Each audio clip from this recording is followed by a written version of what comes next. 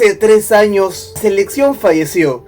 Y no solamente fue una simple y más eliminación de las tantas veces que nos ha tocado vivir, sino que se acabó un proceso hermoso y hasta glorioso, me atrevería a decir, donde fuimos todos partícipes, donde más que nunca tú te sentiste cercano a tu viejito, donde tú te sentiste más cercano a tus amigos, donde puede o no puede que haya gente que no le guste el fútbol y que tú las conozcas, se juntaban simple y llanamente para ver a la selección.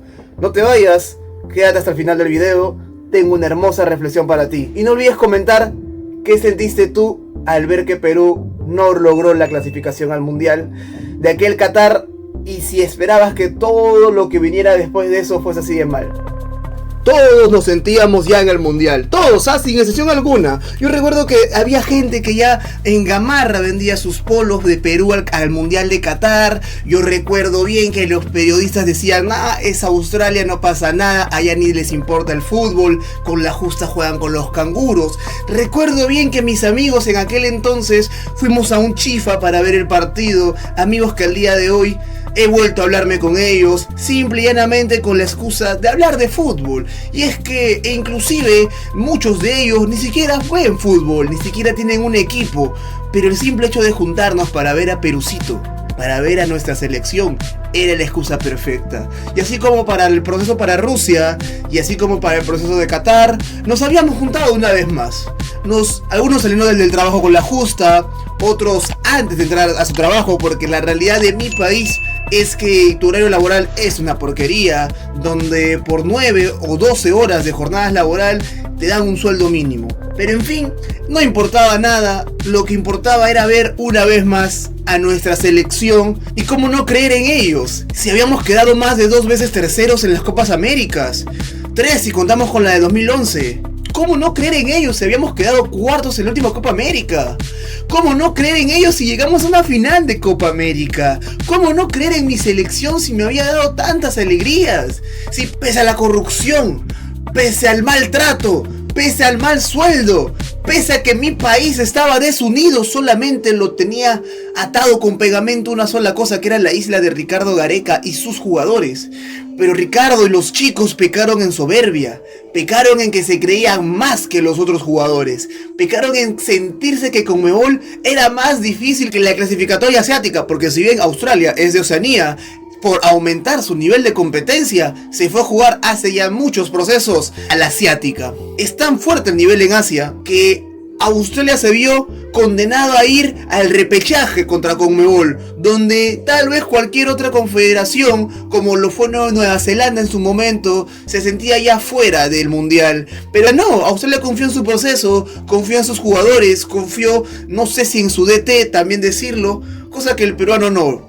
Los jugadores fueron con sus mujeres, los jugadores fueron con su familia, los jugadores fueron con sus hijos, los jugadores fueron hasta con su barbero. Llevaron a todo el barrio en el aeropuerto para poder llevarlos en el avión y ser una fiesta antes, durante y después. Pero bueno, la fiesta no hubo después. La realidad es que Perú jugó mal ese partido. La realidad es que Cristian Cueva estuvo a 120 minutos de sentarse en la misma mesa que Teófilo Cubillas, que César Cueto y otros genios con el balón que hay en el balompié peruano. En el caso de Micholito Cueva, no sé si se achicó, no sé si se confió, no sé si quizás no se tuvo tanta fe de ser la figura, la estrella, el as de aquella selección, porque la verdad sea dicha, Paolo Guerrero no fue convocado y Raúl Ruiz Díaz tampoco. Y los menciono a ambos porque al inicio del video te comenté que Gareca fue soberbio. Y es que es así, muchachos. ¿Sabes por qué? Porque no había en los planes de nadie ir a los penales. Y por eso no se estudió al arquero Redmayne. Y por eso no se previó de que podíamos patear penales. Y en consecuencia no se convocó a los 2 mejores pateadores de penales que hay en esa selección. Que hasta para ese momento de la historia, Raúl Ruiz Díaz y Paolo Guerrero nunca habían fallado en la tanda de penales, al menos a nivel de selección. Y dirán todo lo que quieran del Chato Díaz, pero siempre era de las caras para patear penales. Yo recuerdo la definición de la Copa América en la que quedamos en segundo puesto, que en cuartos de final fue Ruiz Díaz el segundo que pateó. ¿Por qué? Porque querramos o no, en Seattle Sanders, en Monarcas de México o en la U, Raúl Ruiz Díaz es sensacional para patear penales. En consecuencia de todo ello, ni siquiera se había contemplado la idea de que iba a haber un arquero bailarín, Papá Redmayne para muchos. Ese día, el arquero australiano bailarín, que encima era animador de shows infantiles, se volvió legendario. Y no legendario para su país, sino en ser la pesadilla para todos los peruanos. Porque después de ese evento, muchos de nosotros tendríamos pesadillas con este personaje. Porque era increíble, porque era impensable de que un tipo así apareciera y que de la nada nos quitara la clasificación al mundial. Porque si bien Perú no había vacunado, Australia, más allá de una ocasión donde Galese fue exigido, no le recuerdo una clara. Australia ni siquiera llegó cerca al área. Australia no fue contundente, pero Perú tuvo ocasiones. Perú en el segundo tiempo del tiempo extra, valga la redundancia, recién empezó a jugar. Cueva recién se empezó a asociar, la Padula empezó a llegar y recuerdo que hay un palo clarísimo, pero solo permitió eso. Ser claro y no gritar la palabra bendita gol. Todo se volvía más oscuro, porque a medida que llegaban los penales, uno sentía de que lo podía perder. El mismo Cristian Cueva, quien había estado desaparecido, simple y llanamente dijo presente para decir: profe, cámbieme, no quiero patear un penal. Se hizo lesionado, se fue retirado en camilla, y entonces estábamos ahí, frente a los penales. E incluso iniciaríamos muy ilusionados porque Galese tapa el primer penal. Recuerdo que en ese momento toda la desesperanza que tenía de que pucha, son los penales, no vamos a llegar al mundial, se habían disipado. Porque Galese es un arquero penalero, porque Galese estaba demostrando ser figura, porque ante la carencia del ritmo, porque ante la carencia del chocolate, se hacía presente el pulpo. Pero solamente fue eso, una ilusión. Porque después de ello fallaría Advíncula, lo cual fue raro. En ese entonces estaba en un nivel superlativo en Boca y en la misma selección. Porque después Australia metería todos los penales. Porque después Galese no taparía ningún solo penal. Porque después llegaríamos al sexto penal donde Australia vuelve a marcar y llegaría el penal de Valera.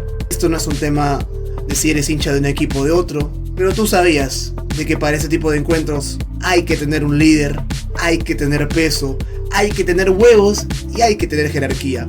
Valera, si bien empieza como un jugador de fútbol playa y era un gran logro para él jugar en la selección, para él era de lo más épico llegar hasta uno de los dos clubes más grandes del fútbol peruano como lo es la U y Alianza, Valera no estaba apto para patear ese penal. Y dicho sea todo eso, lo tapa Redmayne. Y recuerdo que Advíncula se echa a llorar y yo estaba incrédulo sentado. Y mientras veía gente putear en el Chifa, mientras veía a otros estar tristes, mientras veía a otros incrédulos, yo estaba ahí existiendo. Mis amigos se hicieron por un momento nulos y yo estuve así caminando porque me terminé retirando del Chifa. Estuve disociando y era real, pero dentro de mí decía, bueno, 4 años pasan rápido, total Qatar da mucho calor, yo no quiero ir. ¿Y para qué pensé eso? Porque al final Qatar terminaría siendo un mundial épico, terminaría siendo de los mejores que yo vi junto al Brasil 2014 y Sudáfrica 2010. Y obviamente yo hubiera dado todo por no haber ido a Rusia 2018 y haber ido a Qatar 2022. Y para concluir pensé, no puede ser tan malo, aún hay equipo, aún hay jugadores, puede venir un recambio generacional, o los jugadores mismos que aún están ahí pueden llegar y hacer una gran campaña para el 2026. Y no pensé que nos iría tan mal en los siguientes 3 años, que inclusive hace 2 días hemos sido eliminados una vez más de una cita mundialista, y solamente hace agrandar esta herida, porque pareciera que en este país está prohibido las alegrías del pueblo. Y es que la reflexión final es esa: el enemigo de un peruano es otro peruano. E inclusive en este caso, el enemigo de un argentino pareciera que fuese un peruano, porque Gareca lo dijo, aquí no les gusta el fútbol, aquí simple y llanamente les importa la plata. Y Gareca propuso, así como Pekerman le propuso a Colombia entre el 2018 y 2020, él quería la división de menores, quería trabajar con los niños, quería trabajar con los chicos, quería sostener al adolescente. Y le dijeron no. ¿Qué pasó? Colombia no fue a Qatar, ni siquiera llegó al repechaje, lo eliminó un país que ni siquiera tiene una formación deportiva decente. Y Gareca quería trabajar así, Gareca quería cambiar el sistema deportivo peruano. Y empezando con el fútbol, pudo haber sido distinto para las diferentes ramas, porque muchas veces se suele criticar el que, ¿y por qué solo vende el fútbol? ¿Por qué solo el fútbol? Y es que el fútbol no deja de ser la cosa más importante de las menos importantes. Pero en fin, esta es mi reflexión, te la comparto a ti. Un abrazo enorme y algún día volveremos al mundial. Ese no soy.